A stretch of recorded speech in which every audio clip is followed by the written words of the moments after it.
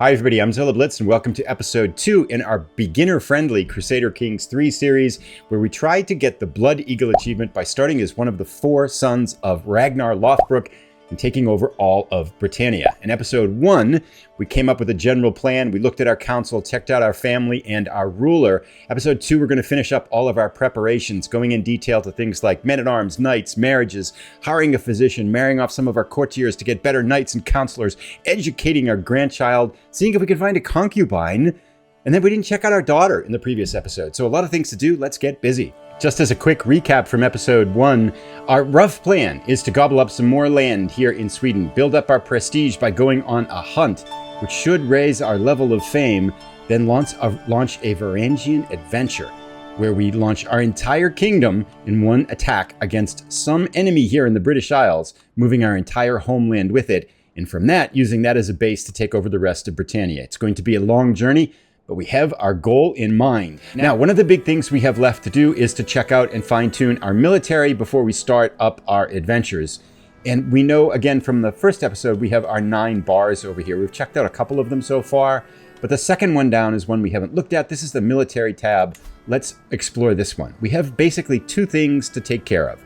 The first thing we want to take care of is our men-at-arms and see if we want to raise any more of our own unique soldiers, as opposed to our levies, which are raised by our vassals in the lands that we own here. And we can see we have 1,102 levies, and then we have 300 men-at-arms. These are kind of our own special troops.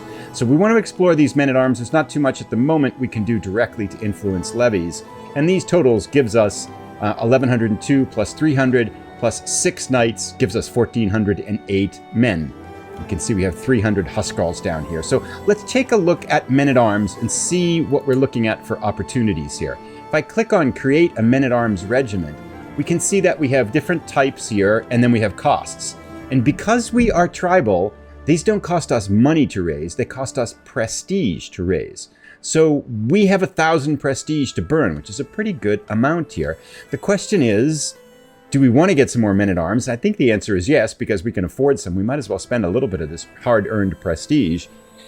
What do we want to get? So you can click on any one of these and it will pull up all sorts of information about the unit. We can see the basic statistics like damage, defense here, toughness really, and then pursuit, how well it chases down enemies, and then here is screen, which is good against archers and things.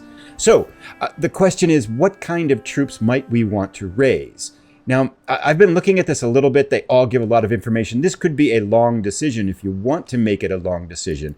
But one of the things I think we want to take advantage of here is what it calls these terrain effects. And this will tell us where these troops are good and where kind of in winter they're plus as well. So these are Vikings, right? They can fight in the snow. So the question I guess we would want to ask is, if we're thinking that we're going to be doing a lot of fighting in Britannia, what kind of terrain does Britannia have? And we would want soldiers that can fight well in that terrain. So how do we see the terrain? Well, in the first episode, we talked about our 7 major kind of ways that we can view the map world. The first one is the geopolitical state as it stands right now. This is a map of all the potential duchies and the kind of the de jure duchies that can be formed. These are the kingdoms that can be formed.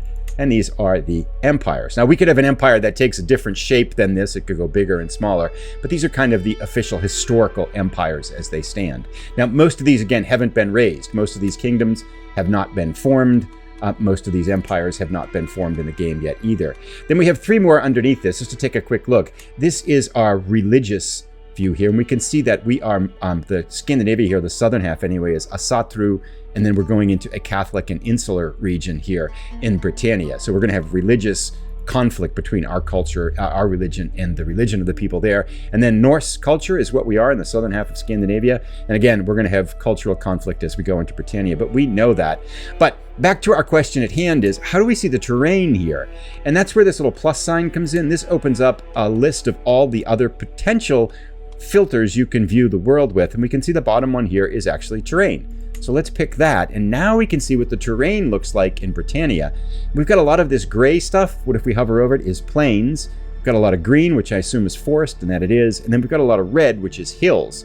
So we've got hills, plains, and forest, and plains probably being the most and hills being the second most up here in Scotland. So if we could get some troops that can fight well in woods, plains and hills in particular, we'd be in good shape. And I was looking at these Varangian veterans who are expensive. They are 270, which is the most expensive unit here that we could possibly buy.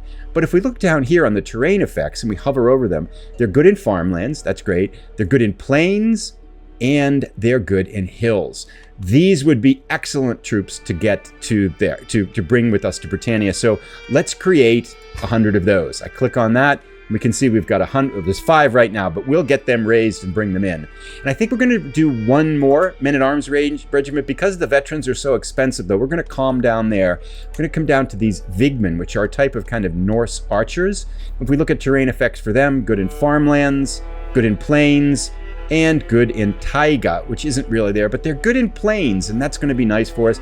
And they're cheap, and they're relatively effective here in terms of combat. So let's create another regiment there. And so now we've kind of built up our forces here. These will build up over time, giving us about 1,600 troops, which can only help our military force and still leaving us with 620 prestige. But now we want to kind of get these located and stationed in a particular area in Uppland, because that will increase their statistics. And we can open it up by clicking on it, and then we get this cycle area here, change stationed holding. And by clicking on that, we get these green areas where we can station them. So we're going to put these in Sigtuna, and now we can see the unraised has changed here. It's gone. It's just unraised. We just unstationed is the one that we want to take care of now for our Varangian veterans. We're going to click on that, and then, click on that, and we're going to click on where to station. Let's put them up in Gävle, and then let's come down here to our last one, the Vigmen here. We're going to put those in the last place where we can, which is Stringiness. Okay, so we've stationed our troops, and we've hired some more men-at-arms, and we can build these regiments up by increasing troops later if we want, but for the moment, that's good. We don't want to overspend or overcommit here. Now, the next thing that we want to take a look at is our champions, and we can see here that we've only got 6 out of 7, and there's a couple of things that we want to do here. We want to see if we can, one of the things we want to try to see if we can get some more knights into our fold here. And that's why, if you recall, when we were messing around with our console, we had our son here, Eiríkur, shift to training commanders. That's going to increase the chances of finding another commander or a knight each month. So we're working on that already once time starts rolling and things. But there's a couple things we want to do here, is to look through this list and to see if there's some people here that we want to either forbid from going into combat or force going into combat. And so we've got a couple of things here. There were some ones, we've got some actually pretty good ones here. 17, 16, 12. They're pretty good vassals and champions. And I'm okay if this Hofgure dies in combat. He's got such a good prowess that we'll let him go. Our Chancellor down here is a 12. That's good. Do we want to forbid him, though, because he's our Chancellor? I think he wasn't he 22 rated Chancellor? Is that the, yeah, he's a 22 Chancellor. So we're actually going to forbid him from going to combat. We're going to say you can't do it because we don't want you to die. We have some guests here that we could recruit. That's a possibility. Down here, our Chieftain, we are going to, our Steward was only like 11. Yeah, if he dies, that's okay. Vassals and champions, and the rest of these guys are fine. Oh, this guy's only a 6, and he's our spy master. We're going to forbid him from going too.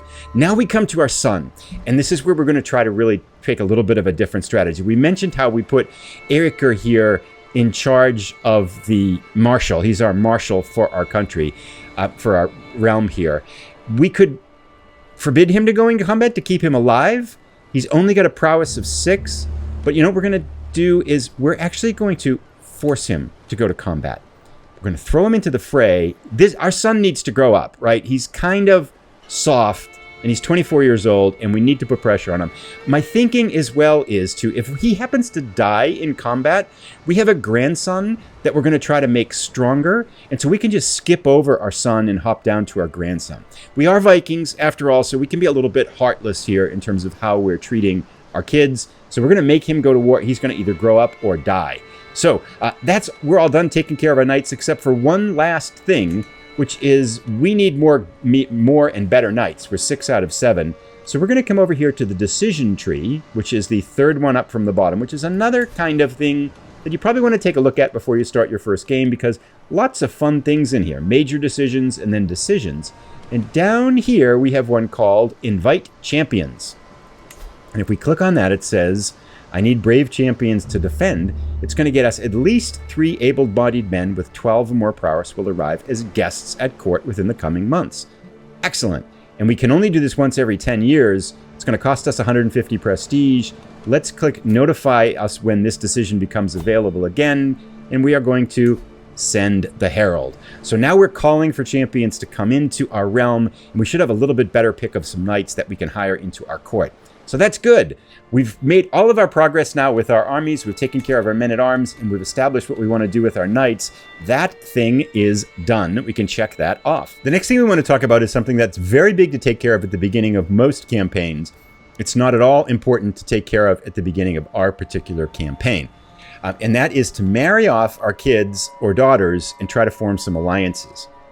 We are already married, so we can't really form an alliance unless we wanted to divorce our wife, which probably, honestly, tactically, that would make sense to do, but we're not going to do it. Because one thought, too, is if our son here dies in combat and we happen to have another son, he could be our heir, and that would solve our problem of the lowly son here leading us forward. But that's neither here nor there for now. We have a good relationship with our wife. We're not going to divorce her. We're going to keep her as our wife. And the thing, we do have a daughter here, and I meant to point her out in the last episode. She actually is pretty awesome. Look at this. 18 military, 13 prowess, 12 learning. She's not very good at diplomacy, but she's intelligent, which she inherited from her mom, and she is strong. I mean, this would be fantastic if she could be our leader. Look at this. She's wrathful and brave. She's totally awesome, except she's already been married off to some other chieftain, some other jarl. So she's out of our kingdom, and really there's not much we can do about that. That's just sad. Now, we could conceivably come in here and try to marry our... sorry, I went really quick there. We have our son, and then we have our grandson. We could try to find a spouse for our son here and to see if that might do something. But for the moment, I think we're going to kind of save that, because that's the only potential alliance we can really work on at the moment. And I think we're going to save it until we need it. So normally I would go through here and I might look for marriages for alliance, or marriage looking for bloodline if it's our son or something like that. But that's in this particular case. And that's one reason why I think this start is the hardest of the 4, because we don't really have great opportunities to form alliances before we get going. And alliances are so powerful in this game, because when you marry your sons or daughters off to another leader, you immediately form an alliance with them, and they will go to war with you in most cases. But we don't have that impact, which makes this a harder start. So that takes care for the moment of marriages and alliances. Check. Now, we've taken a look at potential marriages for our current rulers and our current family. And again, not much potential there. But the next place we really want to start looking for marriages is with our court, and then going back to our knights. Because we could potentially have people marry into our court with someone who has some really good skills and improve the potential of some of our council members, some of our knights, and things like that as well. So, for example, if we look here at our current council that we talked about in the previous episode, our priest here has a learning of 10, which isn't very good. Our steward is 11, but we could probably improve on that. And we could certainly use some more people. This is our son, but we could certainly use some better people with martial for knights and stuff. So generally, one thing you want to do is look at your current knights and your current courtiers and see if you can have them marry in and bring people into your court that are going to make your household, your court, your knights stronger. So let's do a quick example here. If we go back to our knights by clicking on the military band, we're going to look at our knights here. This is our Hofgori, our high priest, who also is one of our best knights. And if we click on him, we can see that he is single. So we can click on the Find Spouse button. And now we've got some potential, some wives here that might help us out. Now, I think with Norse characters that the spy masters can be female, but what have we got here? 19 for learning here. So theoretically, so this isn't really nice here to do to Budley here, but we could have him marry Momfryer, who's got a learning of 19, much better than his learning of 10. Once she comes into our court, we could fire Budley and give the job to his wife. We might actually want to do that. However, I want to see if spy masters can be female in Norse culture. I kind of forget. So we're going to hire in Sif, because then we could hire her to be our spy master, because 25 is incredible. So let's see if this will be accept. Good. And we know that because Budley is male, Sif here is going to come into our court. So we don't have to worry about we'll talk about this in a moment, the matrilineal marriage. So we're going to send a proposal. Okay, that's good. I'm going to kind of work through some of our other knights and some of our other courtiers and see if we can bring these into our court. That was really the only potential marriage with our knights, but now I'm looking at our courtiers by clicking on this fourth button down, the blue one with all the people, or pressing F5. And we can see we have two types of courtiers. We have some guests. We have actually a fairly high number of guests here. So we're going to have some guests here, and then we have our courtiers. So I'm going to do the same thing with these, but if I run into a female, I want to show what's really important if you're going to try to bring a talented male into your court, how you have to handle that. So I'm going to, first of all, look at this. This guest is actually pretty good. Colbean here is Marshal of 15 and a prowess of 12. And he is our culture and our religion, Asatru and Norse. He's got a spy master of 14 as well. So we're going to right click on him and we are going to recruit him to our court. So we have to pay 12 to him to come, and he's going to join, and he's going to be a member of our court, and we can make him a knight, of course. That's going to be great. Okay, so he's actually already in now, too. He is in our courtier, and we can now go and try to find a spouse for him. Let's get Malmfriar, the 26. They're perfectly suited for each other, almost the same age, who has that 19 of learning. This could be outstanding. So he's in our court. We're born into this. We'll get him here. We'll send a proposal. She should be joining our court too. So we have potentially increased the ability of our spy master and our head priest, and we've got a good knight in. And this, again, we're just kind of going through our knights and going through our courtiers and trying to bring in potential candidates. So I'm going to keep doing that. I'm going to look at these guests. If I find a female that we can try to marry to a male, I'll show that. If not, we'll have to wait until that opportunity arises as we start playing. Okay. I've gone through the courtiers. We've brought in actually 3 new courtiers that have potential good characteristics, and we've brought in some potential wives for them that have good skills as well in learning and in spycraft. So we hopefully have made some improvements here to our general pool of courtiers. There were no unmarried females, so we'll have to show that as the campaign starts up, because you want to make sure you marry those matrilineally so that the male comes into your court and he doesn't, otherwise the female leaves your court, and that doesn't solve any problem at all. So we've gone through now and we've looked at potential marriages for our courtiers and our knights. We're in good shape. We've got a few things left to do before we start, however. So in addition to your general council, which is the people you're working closely with, you have your courtiers. There's also another level of positions in Crusader Kings 3. And you access them by the courtiers tab. So we're going to click the 4th tab down on the right again. And these are the court positions. Now, as the realm gets bigger, we'll probably want more of these. But there's 2 that I want to try to hire right away. Almost every one mentions in Crusader Kings things, you want a court physician. And I was hoping we'd get somebody good with learning that might be talented at it. Our wife here actually is poor right now, but she's intelligent. She's got a mystic wise mate, so she potentially has some good traits. However, 2 of the people that are going to be joining our court shortly with these marriages to our courtiers and stuff have very high learning. So I'm going to wait for them to arrive at our court once we start the time moving, and see if they might have a better aptitude for being our court physician. So I'm going to hold on hiring a court physician.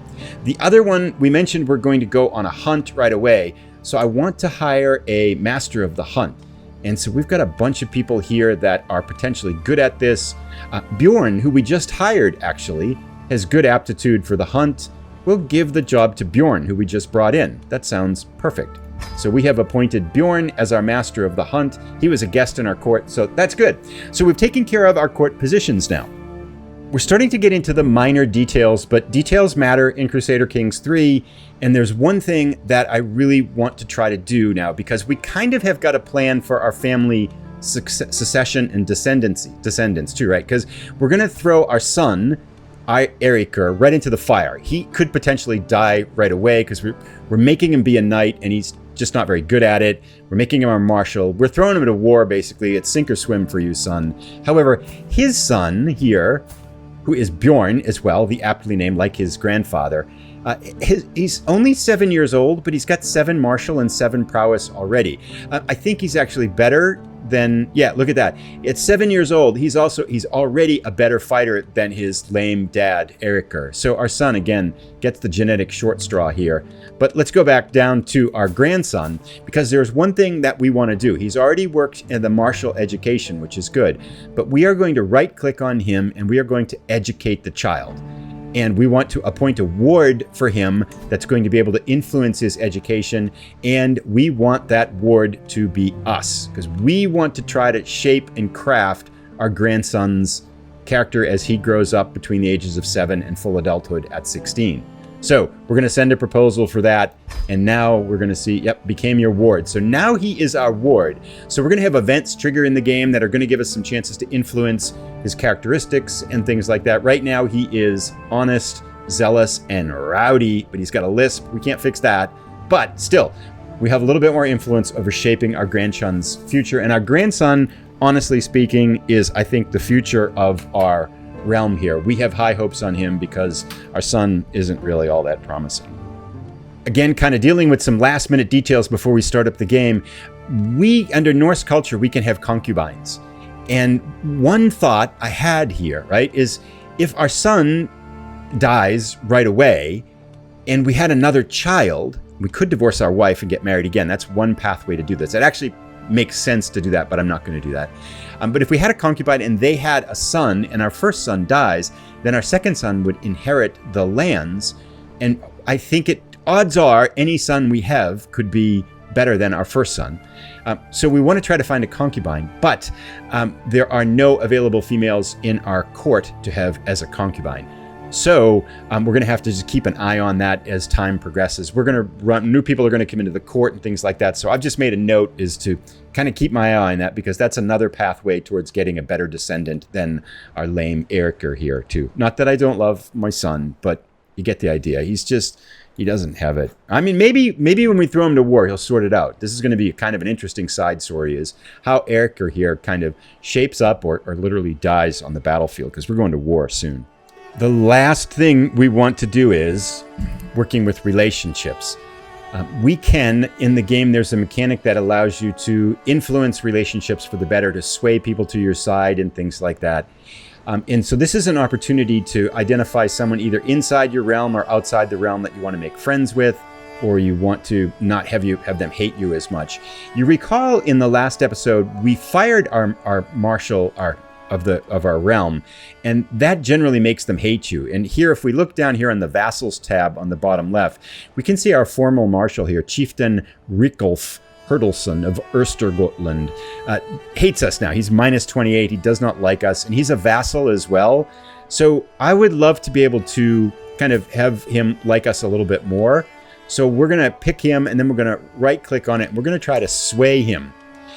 This will basically make him like us a little bit more, and this is going to take 11 months, 95% chance of success that his opinion of us will increase by 25. So we're just going to try to get him to hate us less after we fired him from being marshal. We'll explain to him what we're doing with our son. He's going to go to war. We're just going to try to be better buddies with him. So let's start that scheme. Started a sway scheme against Chieftain Rikulf. I almost forgot one thing that's particular to Norse culture here. If we come over to the decisions tree, which is the third one up from the bottom again. And again, this is usually a good idea to spend some time kind of taking a look at these, because a lot of the ones that are unique to the particular culture or religion you're playing or point in history will be in here. But at the very bottom, we've got this thing that's called Determine Personal Deity. So we can select one of these 4 Norse gods, Odin, Ullr, Thor, or Freyr. And if we hover over them, it'll tell us the bonuses we get here. So we could, if we become a devotee of Odin, we could get 2 to our very lame intrigue of 1, which might not be a bad idea, but we're beyond hope with intrigue. So we're just going to trust the gods that no one's going to kill us. The choice I'm swaying between, however, is the devotee of Ullr here, who gives us speed in winter, and then martial +3, which would give us a 17 in martial. However, I think we're going to go with devotee of Thor, because our current stewardship is a 7, which is poor, and we could use better stewardship. And Thor gives us stewardship +2 and prowess +3. Freyr is down here for fertility. We don't need that. Or control growth would be good, but I would rather have the stewardship +2. So let's become a devotee here of Thor. We gotta select on that. Yeah, so dedicate your worship to a particular god. We are going to go Thor, friend of humanity. So we pick that, and you'll notice now already our stewardship went up to 9. So that was a good choice, and our prowess went up from 13 to 16. So yeah, Thor is on our side. And with that, we have come almost to the end of our preparations for launching our career in Crusader Kings Think Forward in our attempt to take the Kingdom of Britannia. We have one last thing to do, which is to consider our current military situation. Now, we'll look in the bottom right corner. This gives us war information. You can see we got this big red box that's saying, raise all armies. And right beside it is this war status thing that says 0%. And if we click on that, this is the war that our particular history starts with. And it's the Sons of Lothbrok. So our other brothers have invaded Northumberland in Britannia, which is way over here. We can see they're attacking, trying to take, Voryorker is trying to take this land for himself. And we want to kind of think about how we want to handle this here. Right now, the war score is 0 because it just started. We've been dragged into the war as an ally, and we've already said yes. They have 4,000, the defenders here. The Britannians have 4,660 troops. Counting us, we have 7,626. What do we want to do about this? Well, I actually, although I said I'm going to help my brother, I don't really want to, because I kind of want these sides to just kind of beat each other up, because our strong brothers are actually going to be a problem for us as we go forward. We are going to have to butt heads with our brothers in Britannia, and we want to make sure we keep them as weak as we possibly can before we have to do that. So, although I said yes to my brother here, who is this Jarl Halfdan, white shirt, I said, yeah, we're going to help you out. We're actually just going to ignore him. I'm not going to send any troops over there. So we're not going to raise our armies here to help him out. But what we are going to do before we start the war here, we'll actually raise our armies, but we're not going to help him. We're going to come up here, and this little county to the north here, this chieftain Ragnarr Lothbrok, to the north of us, we can see his military strength here is only 405 troops. It's in the middle of his kingdom overview. He has only 405 troops. If we look under that, if he had any alliances, those would show up as well. He has no alliances. If we click on us, we have 1,418 troops, and we're recruiting more Vigman and Varangian veterans to make us even stronger. We have overwhelming force here, and this is the one we want to basically eliminate in our first step to kind of get our realm a little bit stronger before we leave. So sorry, Chieftain Ragnarr, it is a realm here where the strong survive. We are going to right-click on him, on this person, and then we are going to conquer the county. That's it right now. We're going to conquer county, and we are going to declare war. We paid 43 piety to do that. The music changes. We have declared war on Chieftain Ragnarr. And now everything is ready to go. We will raise our armies, ignore our brother in Britannia, wipe out Madelpad and take it over, and then we're going to try to gobble up more lands to increase our prestige, and to get prestige to raise our level of fame. And with that, we have made our final preparation to launch Jarl Bjorn Ironside of Uppland into history. Can he take over Britannia? We're going to start by wiping out the county of Madelpad and taking it for our own, and ignoring our brothers' pleas for help. The dies are cast. We're thrusting our son, our sole son, forward into combat to have him sink or swim. We've got a plan to go and launch our entire kingdom on an adventure to take over a part of Britannia and start gobbling up the rest of the realm. Will it end in victory with the Blood Eagle achievement, or will we end in defeat? I'll put a link to the next episode as soon as it's ready. Questions are welcome, thoughts, comments as well. And I'm a kind of a, I would say, low intermediate level player. So if you have tips, advice, and thoughts as we start out on this realm, please feel free to drop them down in the comments below. Thanks for watching, everybody. We'll see you in episode 3, where the action will start.